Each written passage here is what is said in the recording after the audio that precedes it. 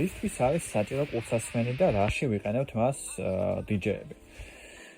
პირველ რიგში მინდა ვთქვა, რომ ძალიან საჭირო რაღაცა არის ყურსასმენი ჩვენთვის, იმიტომ რომ ფაქტობრივად შენ გაქვს შესაძლებლობა, რომ წინასწარ მოისმინო რაღაც კონკრეტული ტრეკი და ასე ვთქვათ, შეუხამო წინა ტრეკს.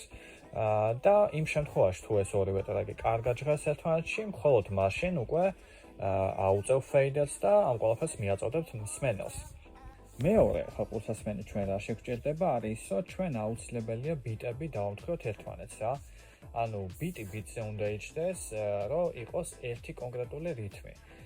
თუ ჩვენ ზოგადად მიგში არა გვაქვს ერთი რითმი და არეული გვაქვს, ანუ აქაც ერთი რითმი ისმის და აქაც სხვა რითმი ისმის, აქ შემთხვევაში უბრალოდ მსმენელი ამაზე არ იცეკვებს, რითმიდან ამოვარდება და შესაბამისად დენსფლორიც დაგეშლება.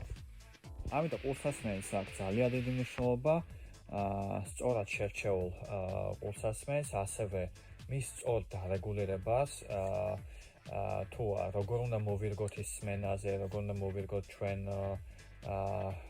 ყურზე, ხო? და ასე შემდეგ, მოკლედ არის რიგი ნიუანსები, რომელიც ჩვენ გვეხმარება იმაში, რომ უკვე ხარისხიანად დავმიქსოთ ტრეკები.